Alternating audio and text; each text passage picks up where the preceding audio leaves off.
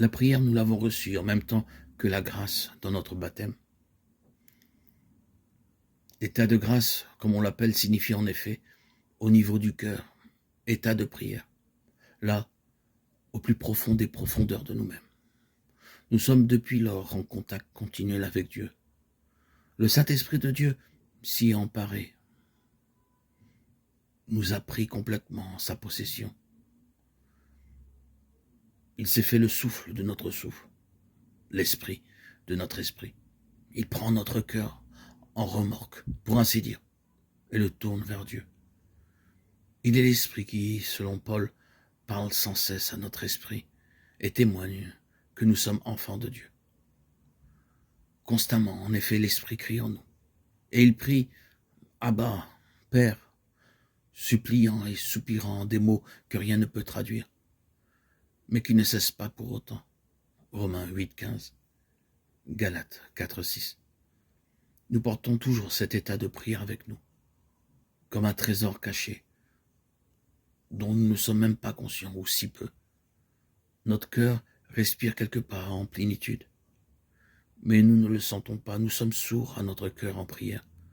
Nous ne goûtons pas l'amour, nous ne voyons pas la lumière où nous vivons. Car notre cœur, notre vrai cœur, sommeille, dort. Il faut l'éveiller, progressivement, tout au long de la vie. Dès lors, prier n'est vraiment pas facile. La prière nous est donnée depuis longtemps, mais on est rarement conscient de sa propre prière. Toute technique de prière n'a d'autre fin que de nous rendre conscients de ce que nous avons déjà reçu, que d'apprendre à sentir, à discerner, dans la pleine et tranquille certitude de l'esprit, la prière qui, dans nos profondeurs, a pris racine et ne cesse de travailler.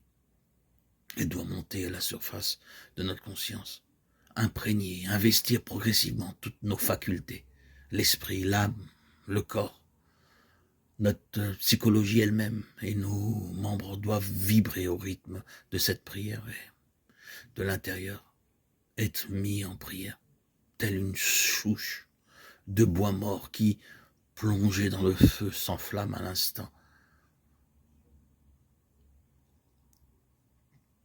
La prière n'est rien d'autre que cet état de prière inconscient qui, au fil du temps, est devenu tout à fait conscient.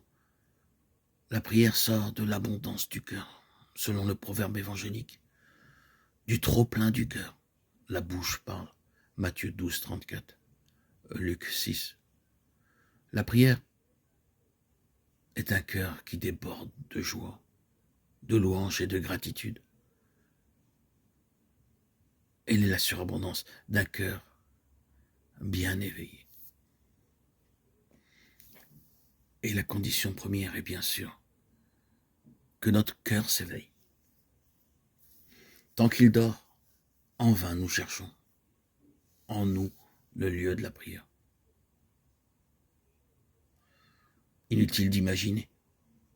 On verserait dans la distraction, inutile d'exciter un sentiment religieux. On tournerait vite au sentimentalisme. Et si l'intelligence prenant le pas vise des idées claires, la prière froide et sèche échappe finalement à toute vie.